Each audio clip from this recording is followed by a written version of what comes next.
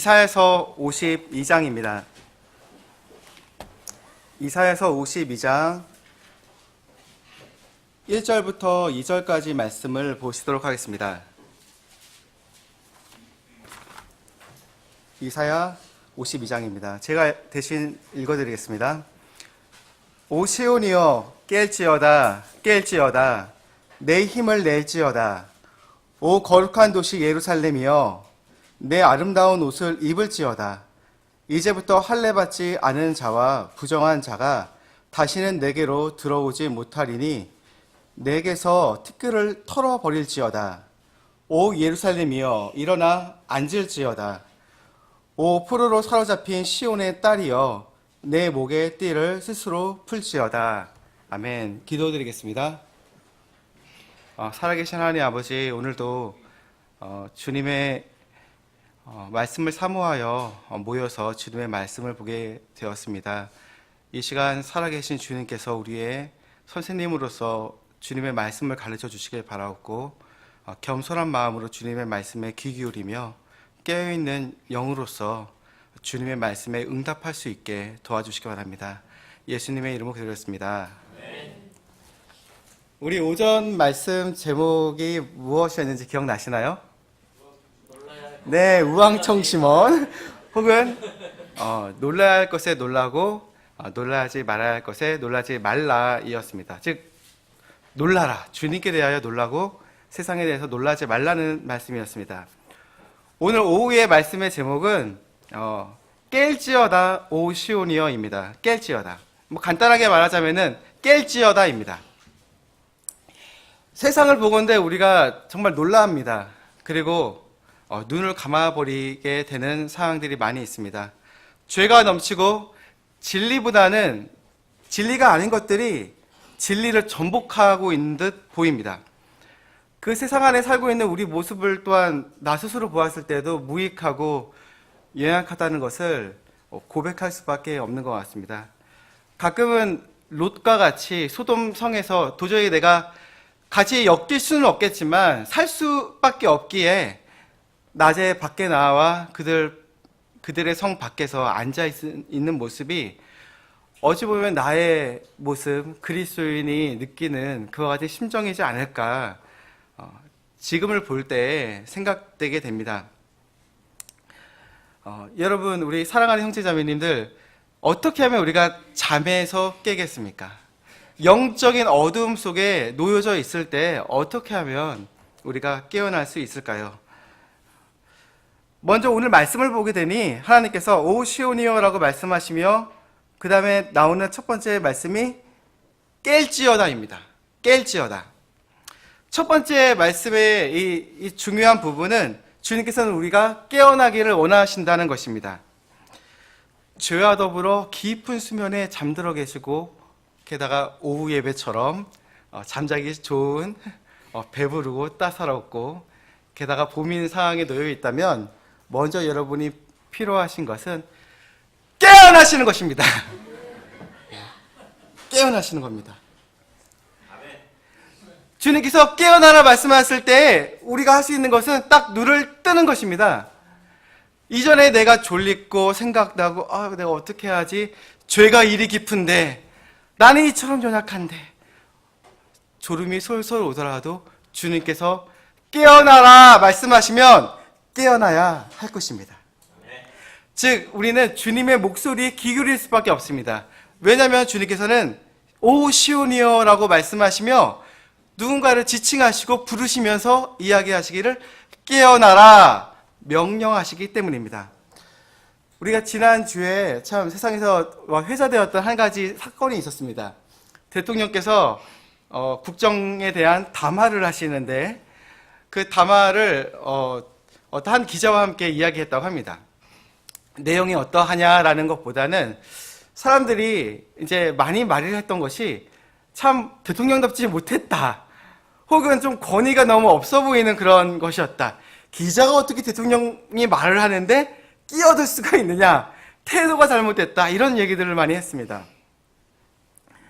제가 그걸 보면서도 느꼈던 것이 다른 정책적인 거를 다 떠나서 아니, 우리나라의 최고 통수권자, 권위 중에 가장 권위가 있는 사람, 하나님께서 권위를 주신 사람이 어찌 저렇게 자신의 권위를 사용하는 법을 모를까 생각이 들었습니다. 그렇잖아요. 옛날에 왕이 말을 할 때 어느 누가 중간에 끼어들겠습니까? 목이 달아날 것입니다. 그렇죠. 동일합니다. 대통령께서 말을 한다면 그만큼 존경받을 만한 일들을 스스로 권위를 잘 내세웠다면 사람들이 존경하는 마음으로 묻기도 하고 듣기도 하고 이해하려고 할 것입니다. 담화 아닙니까? 이야기 나누면서 듣는 것입니다. 근데 그 상황들을 보았을 때 참 권위에 대한 어떤 질문들이 들었습니다. 이것들을 고스란히 지금 상황으로 우리가 가져오게 된다면 말씀으로서 세상을 창조하신 하나님께서, 또한 말씀이 육신이 되어서 죽어주셨던 하나님께서, 우리를 위해 놀랍게 일하셨던 그 하나님께서 이제는 말씀으로서 우리에게 이야기하신다는 걸 생각했을 때 저같이 키 작고 볼품이 없는 정예 형제가 아니라 하나님의 말씀이 내 귓가에 들려온다면 우리는 귀 기울여 들어야만 할 것입니다. 왜냐하면 하나님께서는 그 동일한 하나님, 말씀으로 모든 걸 지으셨던 하나님, 말씀이 육신이 되어서 우리를 위해 큰 일을 행하셨던 하나님, 그 하나님이 동일하게 우리에게 말씀으로 이야기하고 계시기 때문입니다.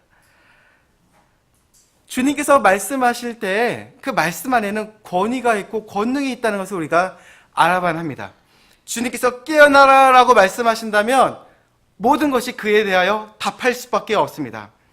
옛날에 예수님께서 이 땅에 육신이 되어 이 땅에 살아셨을 때 죽어있는 소녀를 향해 이처럼 말씀하였습니다. 달리다금 소녀야 일어나라. 그러자 죽었던 소녀가 일어났습니다. 그리고 죽어있는 한 사람을 향해 돌무덤을 열고서는 말씀하였습니다. 큰 소리로 외치시되 나사로야 나오너라. 주님께서 그처럼 말씀하시니까 죽었던 자가 자신의 모든 묶여있는 것들을 풀고 나오게 되었습니다. 동일하게 하나님께서 우리의 영적인 잠들을 바라보시고 세상 속에 취해 있고 내가 무엇을 할 수 있을까 의문이 드는 시점에 있었을 때 주님께서는 말씀하실 것입니다. 오 시온이여 깨어나라. 에베소 5장 14절은 이처럼 말씀하십니다. 그러므로 그분께서 이르시기를 너 잠자는 자여 깨어서 죽은 자들로부터 일어나라. 그리스도께서 내게 빛을 주시리라. 주님께서 이처럼 말씀하신다는 것은 우리에게도 여전히 역사하고 계시며 우리가 귀를 기울이고 믿음에 합할 수만 있다면 우리에게 놀라운 일들을 행하실 수 있기에 이처럼 약속하시고 말씀하신 거라 우리는 믿습니다. 여러분 그렇지 않으시나요? 우리에게 깨어나라 말씀하실 때 우리가 깨어날 수가 있기에 깨어나라 하신 것이 아니시겠습니까? 내가 깨어나지 못하는 상황인데 주님께서 깨어나라 명령하신다면 주님의 말씀이 잘못되거나, 물론 주님의 말씀은 잘못될 리가 없죠. 혹은 내가 문제가 있을 수 있다는 것입니다. 주님께서는 깨어나라 말씀하시기에 우리는 영적인 모든 삶을 돌이켜봐야 되고, 내가 이전에 눈을 감고 있었다면 눈을 뜨고 그 말씀에 반응을 해야만 할 것입니다. 두 번째 말씀을 보게 되니 오 시온이여 깰지어다 라고 말씀하신 다음에 하신 말씀이 뭐라고 하시나요? 아닙니다. 오 시온이여 깰지어다 라고 말씀하십니다. 만약에 하나님께서 한번 나사로에게 말씀하듯이 달리다금 하듯이 혹은 여인에게 말씀하신 것처럼 말씀하신 부분이 있는데도 불구하고 다시 한번 동일하게 깨어나라 말씀하신다면 우리는 생각해 봐야 합니다. 내가 지금 눈을 감고 있다가 주님께서 깨어나라 라고 말씀하시니 내가 눈을 떴는데 다시 한번 나에게 말씀하시기를 깨어있는 나에게, 반응하고 있는 나에게 깰지어다 라고 말씀하시니 내가 내 마음속에 깨어나지 않은 것이 무엇이 있는가? 내 삶 가운데 잠에 취해 있는 것이 무엇이 있었던가? 살아있는 것처럼 보이지만 죽어 있는 것처럼 되어진 것들이 무엇이 있었던가 우리는 생각해 봐야만 하고 그것으로부터 깨어나야 할 것입니다. 주님께서는 깨어나는 것에 대해서 여러 가지 신약에서 말씀으로서 이야기하였습니다. 우리가 다 같이 이 몇 가지 말씀들을 모든 말씀은 보지 못했겠지만 여러 말씀을 한번 상고해 보길 원합니다. 고린도전서 15장 34절은 이같이 말합니다. 의에 대하여 깨어 있고 죄를 짓지 말라. 고린도전서 16장 13절은 이처럼 말씀하십니다. 너희는 깨어 믿음에 굳게 서서 남자답게 행동하며 강건한 자가 되라. 골로새서 4장 2절은 말씀합니다. 항상 기도하고 기도 중에 감사를 드리며 깨어 있으라. 데살로니가 전서 5장 6절은 말씀하십니다. 그러므로 우리는 다른 사람들처럼 잠자지 말고 오직 깨어 정신을 차리라. 데살로니가 전서 4장 10절 말씀은 말씀하십니다. 그분께서 우리를 위하여 주우셨으니 이것은 우리가 깨어 있든지 자고 있든지 자신과 함께 살게 하려 함이라. 디모데 후서 4장 5절은 말씀하십니다. 그러나 너는 모든 일에서 깨어 있고 고난을 견디며 복음 전도자의 일을 행하고 내 사역을 온전히 입증하라. 디모데전서 4장 7절은 말씀하십니다. 오직 모든 것의 끝이 가까이 왔으니 그러므로 너희는 정신을 차리고 깨어 기도하라. 베드로전서 5장 8절 말씀은 말씀하십니다. 정신을 차리라. 깨어 있으라. 너희 대적 마귀가 울부짖는 사자처럼 두루 다니며 삼킬 자를 찾나니. 계시록 3장 3절은 말씀하십니다. 그러므로 내가 어떻게 받았고 들었는지 기억하고 굳게 붙잡아 회개하라. 그런즉 만일 내가 깨어있지 않으면 내가 도둑같이 내게 이르리니 내가 어느 시각에 내게 이를지 내가 알지 못하리라. 계시록 16장 15절은 말씀하십니다. 보라, 내가 도둑같이 오나니 깨어있어. 자기 옷을 지키고 벌거벗고 다니지 아니하게 하며 그들에게 자기의 수치를 보이지 아니하는 자는 복이 있도다. 여러분, 마지막 때가 가까웠다 성경은 말씀하십니다. 또한 지금 잠에 드시려고 한다면 하나님께서는 우리가 깨어나기를 원하십니다. 우리가 우리 민족의 역사적인 상황들 앞에 놓여 있다는 것을 보게 됩니다. 북한의 상황들, 그 안에 영적인 곤고와 육체적인 죽음 앞에서 놓여 있는 성도들이 울부짖으며 기도하는 목소리에 대해 주님께서는 듣고 계시기에 우리 남한에 있는 성도들, 우리의 모습들이 어떠해야 될지를 말씀하신다면 우리는 분명히 여기는 바와 같이 우리에게 양심을 주셨기에, 최소한 양심을 주셨기에 우리가 깨어나기를 원하신다는 것은 하나님의 명령일 것입니다. 게다가 어떠합니까? 우리 교회 안에 우리에게 맡겨주신 성경 사역과 복음을 전하기 위해 준비하고 있는 이 모든 것들, 여러분, 우리가 얼마만큼 동의되든 동의하지 않든 우리 교회에게 주신 부분이기 때문에 우리는 깨어서 응답할 수밖에 없습니다. 그 다음 말씀을 보게 되니 우리에게 중요한 또한 말씀이 하나 나오게 됩니다. 오 시온이여 깰지어다 깰지어다 내 힘을 낼지어다. 주님, 나는 잠에서 깨기에 좀 너무 힘든 것 같아요. 아직 졸린 감이 있습니다. 점심때 얼마나 밥을 많이 먹었는지, 혹은 내 영적인 상황들을 보니 내가 무릎을 번쩍 일으켜 일어나라고 하니 그동안에 움직이지 아니한 나의 모습으로 인해서 힘이 없어서 어디부터 어떻게 시작을 해야 될지 잘 모르겠습니다 라고 물어본다면 주님께서는 말씀하시기를 내 힘을 낼지어다 말씀하십니다. 가끔 우리 이럴 때가 있습니다. 아, 주님께서 도와주시면 내가 이렇게 하겠습니다. 근데 주님께서는 어떤 때에는 내가 명령했으니 그냥 이제는 해라 말씀하실 때도 있다는 거 우리가 잘 알고 있습니다. 이전에 제가 어떤 교회에 다녔을 때, 아주 예전에였습니다.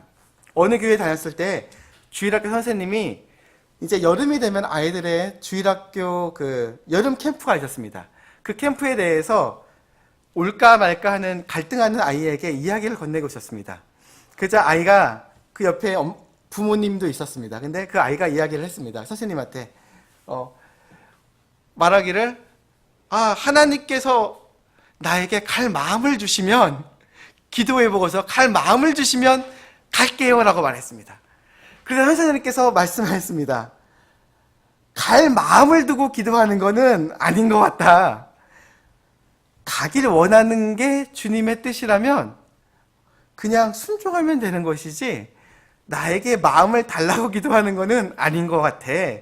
그렇게 말했습니다. 그렇죠, 여러분. 가끔은 하나님께서 너무 분명한 것을 우리에게 말씀하고 계시기에 우리가 심지어 말 중에서 실수할 때가 있긴 하지만 주님께 모든 것을 맡기고 의탁드리려고 한다는 것이 실제 믿음이 아닐 때도 있다는 것입니다. 실제 믿음은 주님께서 말씀하신 것이 있다면 주님께서 그 결과를 보시고 말씀하실 때 내 믿음대로 될지어다 라고 말씀하실 것이기에 그냥 믿고 순종한다면 되는 것이 우리의 삶 가운데 놓여 있다는 것입니다. 명령받은 것에 대해서는 순종만이 우리에게 남아 있습니다. 하나님께서 맡기신 게 계시다면 성취하는 것만이 남아 있습니다. 그 중간에 주님께서 나에게 마음을 주신다면 이라고 말한다면 그것은 위선일 것입니다. 교회 안에 나에게 맡겨진 것이 있으시나요? 교회는 유기체입니다. 각자들 맡겨진 것이 있으실 것입니다. 그것이 아니라면 내가 내 부분을 인지하지 못하고 있는 것입니다. 하나님께서 나를 사랑하셔서 나에게 상급을 주시려고 하늘에서 너 오늘도 했니? 상급 하나. 다음 주에도 했니? 상급 하나 더. 하나하나 포개서 상급을 쌓고 계시는데 내가 내 역할을 못한다면 주님께서 안타까워 하실 것입니다. 상급을 쌓아서 우리에게 부어주고 싶으신데 우리가 못하니 상급을 못 주시니 말입니다. 게다가 하나 생각해 볼 것은 하나님께서 우리에게 믿을만 하기 때문에 우리를 믿으시기 때문에 이걸 맡기셨다는 것을 우리는 생각해 볼 필요가 있습니다. 얼마나 놀랍지 않습니까? 형제님, 자매님들. 하나님이 나를 믿으시기 때문에 나에게 맡겨준 것이 있다는 것이요. 이전에 멀리 가서 혹은 세상에 멀리 가서 혹은 성경책만을 뒤져봐야지 하나님의 사랑을 받았기 때문에 누군가가 명령을 받았다는 것을 찾아야지만 그것들을 알 수 있는 것이 아닙니다. 나 같은 사람에게도 주님께서 명령하신 게 있기 때문에 우리는 순종할 수 있습니다. 근데 그 이유가 우리를 신뢰하기 때문에 주셨다는 것을 우리는 한번 생각해 봐야만 할 것입니다. 그러면 힘을 낸다는 게 무엇이겠습니까? 한번 우리가 이 부분을 이해하기 위해서 우리 한번 같이 기드온의 삶을 한번 보기를 원합니다. 사사기 말씀입니다. 사사기 6장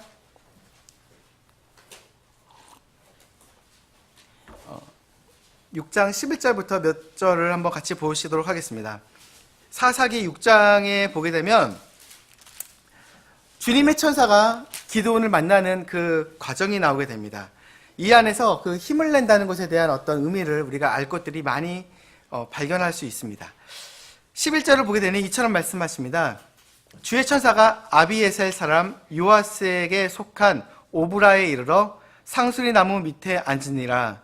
마침 그의 아들 기드온이 미디안 족속에게 숨기 위하여 포도즙 틀 곁에서 밀을 타작하더니 11절을 먼저 보게 되니까 꼭 우리의 슬픈 현실과도 비슷한 것 같습니다.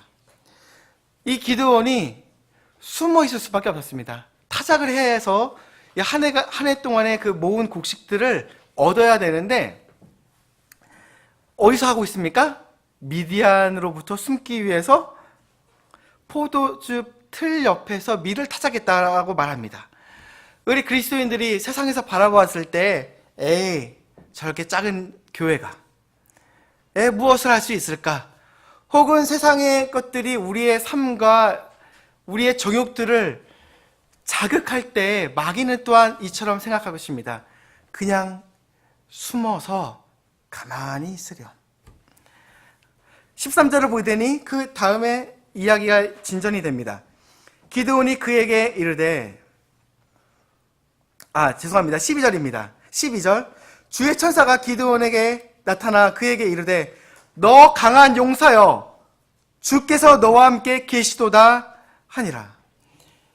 아니 주님의 천사는 이렇게 숨어서 조심조심 미를 타작하고 있는 밖에 나가서 하기에는 너무 두려워서 숨어서 하는 자에게 주님의 천사는 냅다 말씀하시기를 오 강한 용사여 주님께서 너와 함께 계시다 라고 말씀하십니다. 용사라면 담력이 있어야만 합니다. 지력도 있어야만 합니다. 게다가 무력도 있어야만 합니다. 근데 그 바로 전까지의 기드온이 보여준 이 세 가지의 것을 한번 생각해 보게 된다면 그가 보인 담력이라는 것은 곡식이 빼앗길까봐 숨어 있는 거. 그게 그의 담력이었습니다. 용기 없는 거, 숨어 있는 게 그게 담력이었고 그의 지력이라는 것은 타작하는 밀을 빼앗길까봐 포도즙 틀 옆에서 가리우는 것입니다. 지혜를 발휘한 거죠. 가리워서 하면 머리를 쓴 거죠. 가려서 하면 안 뺏길 거야 라고 생각했던 것이었습니다. 게다가 그가 사용하고 있는 무력이라고 한다면 대적 원수 이 미디안을 향해서 나아가 싸우고 전쟁을 일으키는 그런 무력이 아니라 무엇을 하는 거? 타작마다에서 조용히 숨어서 빼앗길까봐 타작을 빨리 하고 집에 들어가야지. 빨리 하는 게 그의 힘이었습니다. 그런데 주님께서는 이처럼 그를 부르십니다. 너 강한 용사여 주께서 너와 함께 계시다. 13절은 이처럼 말씀합니다. 다시 기드온은 이 말을 이해할 수 없기에 반문합니다. 기드온이 그에게 이르되 오 내 주여 주께서 우리에게 함께 계시다면 어찌하여 이 모든 일이 우리에게 닥쳤나이까? 또 우리 조상들이 우리에게 말해준 그분의 기적들은 다 어디 있나이까? 그들이 말하기를 주께서 우리를 이집트에서 데리고 올라오시지 아니하였느냐 하였나이다. 그러나 이제 주께서 우리를 버리사 미디안 족속의 손에 넘겨주셨나이다 하거니. 그는 반문했습니다. 그동안에 주님의 말씀하셨던 그 기적들은 다 어디 있습니까? 그 주님이 어디 계십니까? 그 기적들이요. 지금은 찾아볼 수가 없습니다. 현대에 사는 신자들을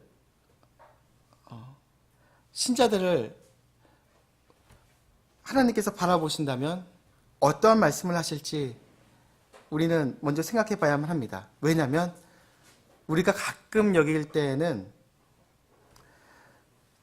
주님이 세상보다 크시다고 내가 항상 믿고 있는지, 혹은 주님이 동화책이나 소설처럼 나오는 이야기들보다 얼마만큼 더 위대하고 뛰어나셨는지 내가 그것을 믿고 있는지, 그분의 강력하신 활동과 능력에 대해서 또 권위에 대해서 내가 얼마만큼 신뢰하고 있는지 주님은 우리의 마음을 바라보고 계시기 때문입니다. 이것처럼 변화의 시기 앞에 놓여 있습니다. 주님께서 그를 부르시고 계시기 때문에요. 14절은 이처럼 이어집니다. 주께서 그를 바라보시며 이르시되 너는 너의 이 힘을 의지하고 가서 이스라엘을 미디안 족속의 손에서 구원할지니라. 내가 너를 보내지 아니하였느냐 하시니. 여러분, 주님께서 내가 너를 통해서 무엇을 하시겠다라고 말씀하신다면 우리가 물어볼 필요가 없습니다. 주님, 이전의 것들은 어땠습니까? 이전의 그 기적들은 없습니다. 내게 힘이 없습니다. 이전처럼 좀 설명해 주세요. 왜 이런 일들이 있었고 이런 것들이 우리에게 닥쳤는지요. 주님께서는 기드온에게 답하셨나요? 답한 게 없습니다. 우리가 알고 싶더라도 과거에 우리에게 닥쳤던 어떤 상황이 어찌하든지 간에 주님께서 우리를 부르신다면 우리는 그 답을 해야 되는 그 미래를 향해 우리의 시선과 생각과 마음을 고정하고 그것에 대한 답을 하는 것만이 놓여져 있습니다. 주님께서는 이처럼 부르시기 때문입니다. 너는 너의 이 힘을 의지하고 와서 이스라엘을 미디안 족속의 손에서 구원할지니라. 주님께서는 한 사람을 찾고 계십니다. 한 사람을 찾고 계십니다. 물론 기드온은 의아해했습니다. 그 뒤에 있는 부분을 보게 되니 기드온이 그분께 이르되 오 내 주여, 내가 무엇으로 이스라엘을 구원하리이까? 위에서 뭐라고 했나요? 너는 너의 이 힘을 의지하고라고 하는데 영어를 보게 되면은 in이라고 해서 내 그 어떤 힘 안에서 너가 있는 것 안에서의 힘을 얘기를 합니다. 그러니까 그가 생각했던 건 이런 것이었던 것 같습니다. 보소서, 내 가족은 므낫세 중에서 우리 집안 얘기를 하시나요? 내 안에 있는 힘이요? 우리 집안 얘기를 하시나요? 이렇게 말했던 것 같습니다. 므낫세 중에서 가난하며 또한 내 아버지 집에서 나는 내 아버지 집에서 가장 작은 자이니다. 주님께서 너 안에 있는 그 힘에서 그 힘을 가지고 하면 된다 얘기를 하니까 내 집안 얘기를 하시는군요. 내 집안 얘기요. 무력을 말씀하시니까 우리 가족들 다 모아볼까요? 혹은 이 므낫세 지파를 다 모아야 되나요? 이거 우리 볼품이 없어요, 주님. 우리 집 얘기를 하시나요? 아닌 것 같아요. 그러면 이게 무엇을 위한 말씀인지 한번 생각해 볼 필요가 있습니다. 도대체 주님이 무엇을 말씀하고 계시는 것인가? 첫 번째, 우리가 두 가지를 생각해 볼 수가 있는데, 첫 번째는 주님은 예배자를 찾으신다는 그 말씀에 집중해 볼 필요가 있습니다. 그의 집안을 말씀하시는 것이 아니고 지금 이와 같은 상황에 놓여져 있는 어떠한 사람을 찾고 계십니다. 예배하는 사람을 찾고 계십니다. 기드온은 분명 그리스도와 연합된 삶을 보여주는 정말 정확한 모형이기도 합니다. 왜냐? 그가 비록 세상에서 보았을 때는 힘이 없고 연약하여 숨어서 마당을 포도즙 틀 옆에서 하고 있지만 두 가지가 나옵니다. 포도즙 틀, 두 번째 타작마당, 밀을 타작하는 것. 포도즙 틀, 포도가 들어가서 짜지고 눌러져서 그 가지고 있는 모든 생명이 눌려짐을 통해 죽음을 통해 부어져서 생명을 포도즙을 내는 것, 그 피를 내는 것, 그 생명을 내는 것은 우리가 생각하는 만찬을 또한 잘 생각해 보게 됩니다. 주님이 흘리신 보혈, 그 고난을 통해서 피 흘림을 통해서 자신의 모든 생명이 되는 그 피를 흘려주신 것, 포도즙틀. 이것은 우리가 그 주님의 죽으심을 보게끔 만들고 또한 그 안에 참여하고 있는 누군가를 우리가 또한 보게끔 됩니다. 두 번째, 밀이 타작됩니다.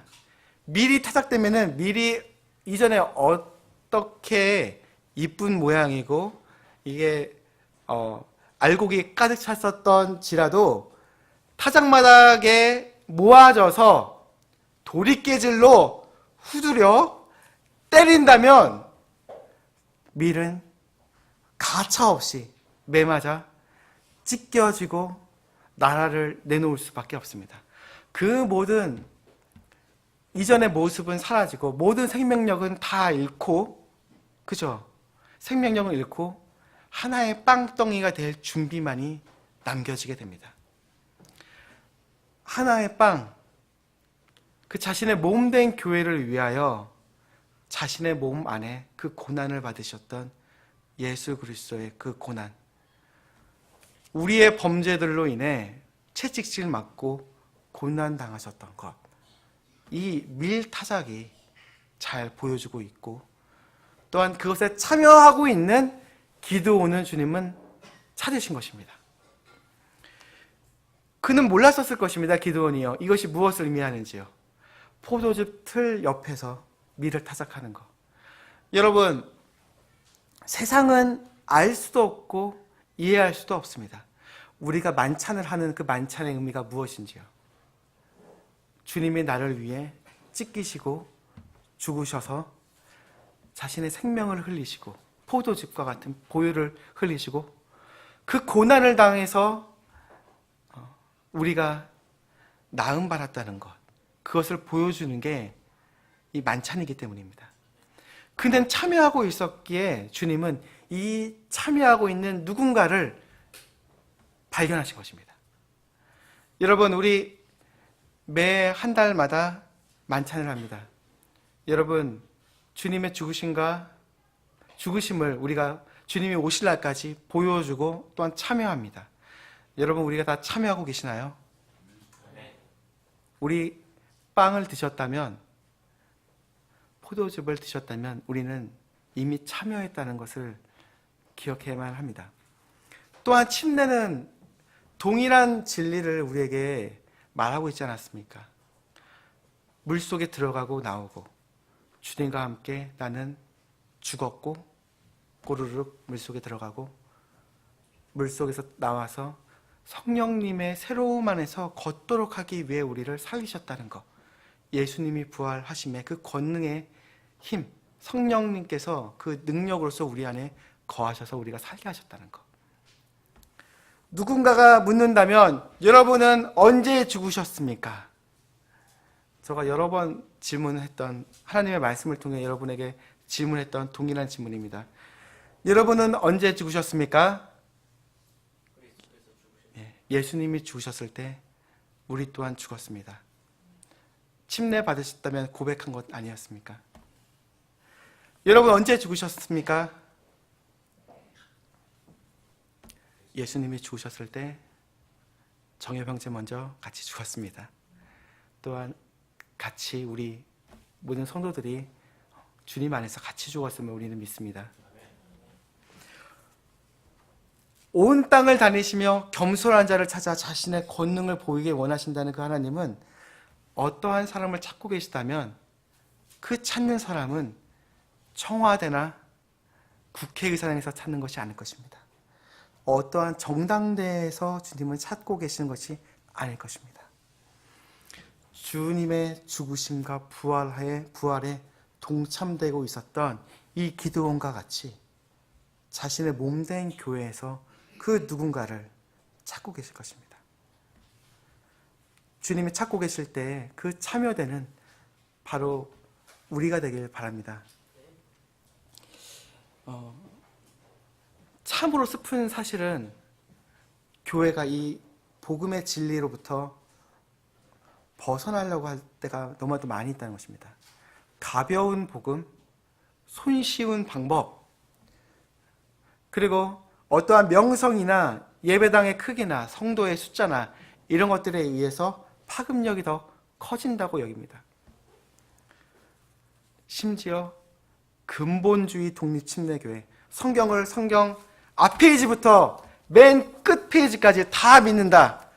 하나님의 말씀은 말씀 그대로 내가 믿고 순종하겠다라고 말씀하는 그와 같은 교회에서 또한 슬픈 사실은 교회가 능력이 있어, 하나님의 말씀의 능력이 있어서 진리가 바로 서서 진리의 기둥과 터인 교회가 세상을 향해서 주님의 복음의 능력과 권능과 메시지를 전하는 것보다는 세상의 여파, 세상이 온통 좌파냐 우파냐 얘기를 하니 당신은 좌파입니까 우파입니까?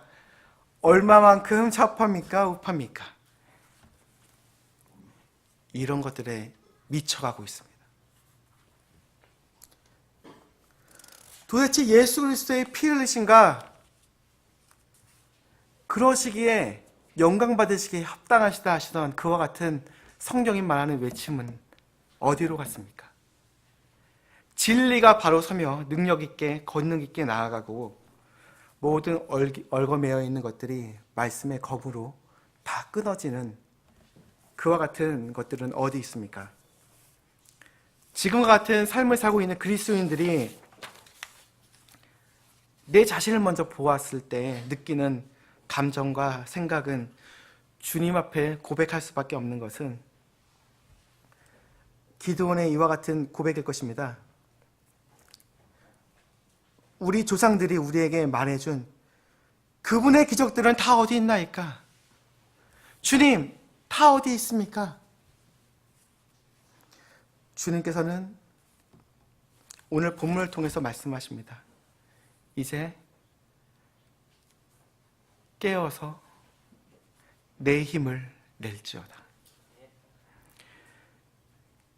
기드온의 삶이 첫 번째 주님의 그 죽으심과 그 죽으심, 그 복음에 동참되는 그것을 보여주는 것이었다면 두 번째로는 임마누엘 하나님과의 동행을 보여줍니다. 주께서 너와 함께 계시도다. 주님의 천사는 이처럼 말했습니다. 처음에 그를 만났을 때 뭐라고 말씀했습니까? 너 강한 용사여, 주께서 너와 함께 계시도다. 그리고 마지막에 또 뭐라고 말씀합니까? 또한 뭐라고 말합니까? 15절 말씀에 물어보았습니다. 그가. 그러니까 16절 말씀에 내가 반드시 너와 함께 하리니 내가 한 사람을 치듯 미디안 족속을 치리라 하시매. 예수님이 어디 계시나요? 예수님은 우리와 함께 하고 계십니다. 임마누엘 하나님으로서 마태복음 처음에 나오셨던 하나님께서 마지막에 성도들 앞에서, 제자들 앞에서 하늘로 올라가시면서 또한 자신의 이름과 같이 말씀하셨습니다. 보라, 내가 세상의 끝까지 항상 너희와 함께 있으리라. 아멘. 다시 사신 그새 주 나 항상 섬기네. 온 세상 조롱해도 주 정령 사셨네. 그 은혜로운 손길 부드러운 음성 내 평생 주님 함께 늘 계시네. 예수 늘 살아계셔서 주 동행하여 주시며 늘 말씀하시네. 예수 내 구세주 예수 내 맘에 살아계시네. 늘 살아계시네. 여러분, 예수님이 우리의 마음 안에 살아계심을 믿으시나요? 우리의 마음이 어떻게 고백하든 혹은 내 마음이 연약하여 지금 말로서는 고백 못한다 하여도 우리가 기억해야 할 것은 주님은 한 번도 우리를 거절하시지도 떠난 적이 없으시고 심지어 내가 죄 가운데 앉아 연약함 가운데 앉아 주님을 잊었더라도 주님은 그 자리에 함께하고 계셨습니다. 주님의 이름은 임마누엘이십니다. 그 다음 이사야서 볼 부분은 두 가지를 이어서 보길 원합니다. 내 아름다운 옷을 입을지어다. 이사야서 52장 1절에 중간 부분에 있습니다. 그리고 쭉 이어져 나와 있는 말씀의 끝에 동일한 부분들이 적용된 다음에 2절의 맨 마지막 부분을 보게 되니 내 목의 띠를 스스로 풀지어다 라고 말합니다. 주님께서는 이제는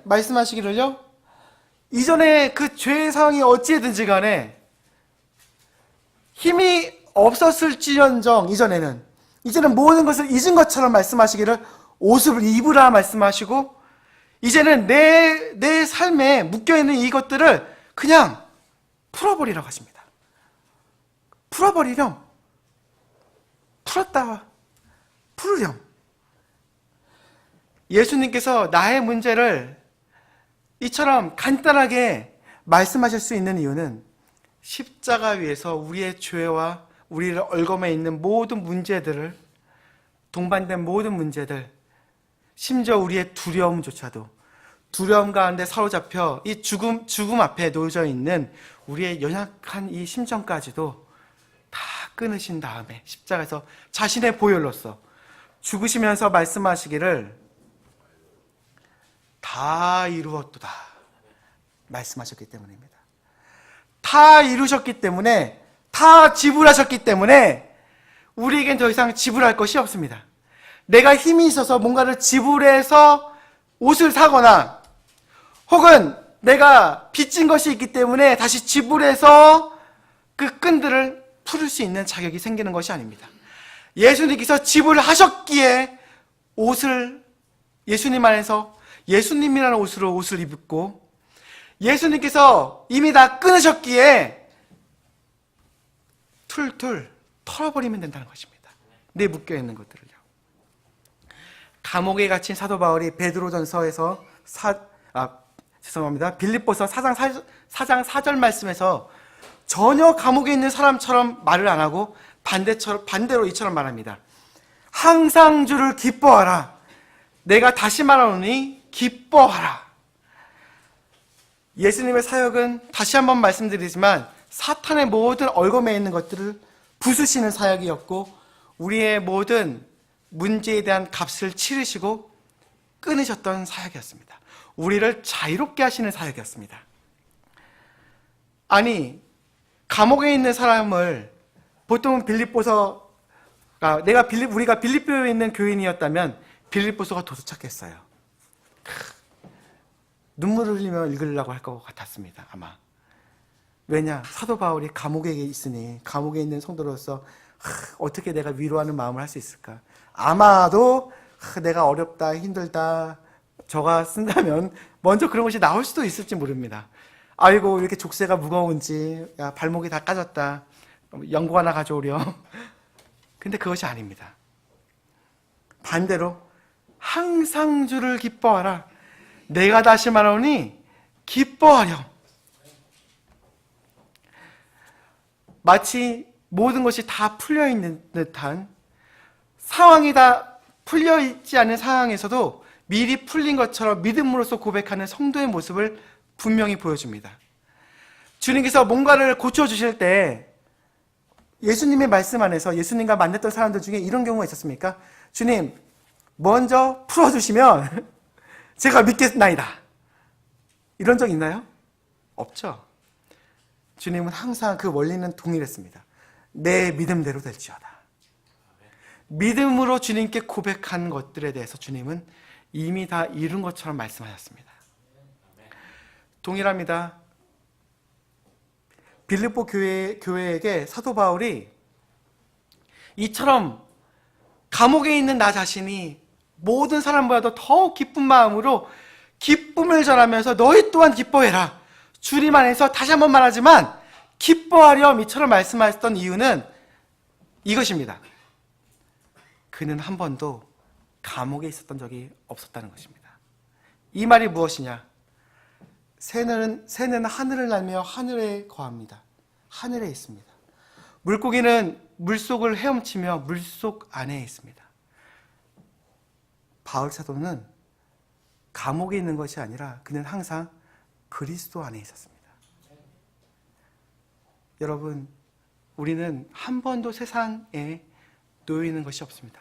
성경을 보십시오. 성경은 그리스도 안에 있는 성도의 권리와 그분의 공급에 대해서 이야기하지, 세상이 너에게 어떠한 영향력을 줘서 너를 넘어지게 하며 이것을 못하게 만들며 이것들에 초점을 둔 적이 없습니다. 그리스도의 권능과 능력과 그분으로 옷 입는 것에 대해서 그 안에서 너희가 갖춰야 될 전신 갑옷, 그것들을 입으라고 명령하면 몰라도 못한다, 못한다, 없다, 없다, 세상이 이처럼 너를 할 것이다, 불쌍하구나, 이렇게 말한 적이 없습니다. 그러기에 우리는 기억해야만 합니다. 나는 그리스도로 옷 입었다. 내 아름다운 옷을 입을지어다. 우리는 그리스도로 옷 입었음을 기억해 봐야만 합니다. 또한 내 목의 띠를 스스로 풀지어다. 그리스도 예수님께서, 내가 믿는, 내가 신뢰하는 예수님께서 십자가에서 하셨던 그 말씀 다 지불하였다. 다 이루었도다. 우리가 그것을 믿기에 이제는 나의 문제를 믿음으로 훌훌 털어버릴 자격이 우리에게 있다는 것입니다. 그래서 디모데 후서는 이처럼 말씀합니다. 전쟁을 하는 어떤 사람도 이 세상 삶의 일에 얽매이지 아니하나니 이것은 그가 자기를 군사로 택한 자를 기쁘게 하려 함이라. 이 말을 통해 한번 기억하게 되는 것이 이것입니다. 만약 놓여져 있는 것이 하나 있다면 삶에 있어서 얽매여 있는 것들이 있을 뿐이다. 나에게 영향을 줘서 나의 구원이나 나의 생명이나 나의 믿음을 앗아가는 그것에 영향력을 주는 것이 아니라 나 스스로 삶의 일에 얽매여 있는 그것에 대한 생각이 내가 고정되어 있기에 주님보다는 세상 일, 교회에서 예배를 드리지만 이거 어떻게 해야 되나, 이것 때문에 내 마음 안에 곤란이 있었다는 것을 우리가 보게 된다는 것입니다. 분명한 진리는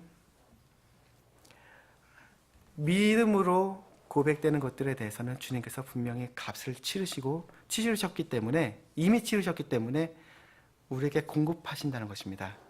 그러기에 지금 내가 믿는 믿음에 대한 고백은 이미 이루어진 것처럼 믿음으로써 고백되어져야만 하고, 모든 것이 얽매여 있는 것이 없는 것처럼 여김으로 스스로 나의 믿음에 대해서 얽매여 있는 것들을 그냥 단지 풀어버릴 필요가 있다는 것입니다. 주님께 기쁨을 드리는 우리 성도분들의 삶 가운데 깨어나시길 바랍니다. 잠에 놓여 계시다면 깨어나시길 바랍니다. 그리고 깨어나시길 바랍니다. 죽어 있는 것처럼 보이는 것들, 주님이 나에게, 나의 사랑하는 이 교회 안에 명령하신 것이 무엇이는가? 성도들을 격려하는 것이었나? 기도해야지. 지체들을 섬기는 것이었나? 교회 청소라도 한번 해야지. 둘러보며 도와야지.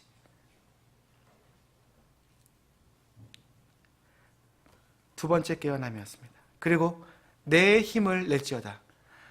나는 예수님께 참여된 자였기 때문에 만찬이 보여주듯, 침례가 보여주듯 나는 주님과 믿음적으로 연합되어 그분의 죽음에 동참되었기에 그분의 하늘에 있는 권능과 모든 힘을 공급받고 있는 그와 같은 존재이구나 기억해 봐야만 합니다. 그리고 예수 그리스도로 옷 입었으며 또한 내 삶에 얽매여 있는, 믿음을 붙잡고 있는 이 모든 것들을 풀어버릴 것들이 있기에 이 시간 먼저 믿음으로 풀으시길 바랍니다.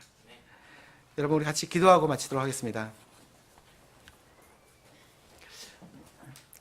하나님, 말씀 전하는 자가 연약하여 주님의 말씀을 전하는데 우둔할 수는 있어도 주님의 말씀에 순수하시고 분명한 사실로 인하여 우리가 분명히 발견하는 것들은 이미 우리의 마음속에 주님께서 씨 뿌려 주신 것으로 믿습니다. 주님께서 씨 뿌려 주신 것을 주님의 말씀으로써, 기도로써, 성령님 안에 의탁된 삶으로써 잘 키워져서 100배, 60배, 30배의 열매를 맺을 수 있게 도와주시기 바랍니다. 주님께서 얼마나 좋으신 분이신지 우리를 위해 이미 십자가에서 우리를 위한 모든 일들을 행하셨고 그것으로서 예수님 안에 옷 입혀주셨음을 다시 한번 기억해 보게 됩니다. 주님, 순수한 믿음으로서 주님께 응답하는 삶을 매일 살 수 있게 도와주시기 바랍니다. 예수님의 이름으로 기도했습니다. 아멘. 마치겠습니다.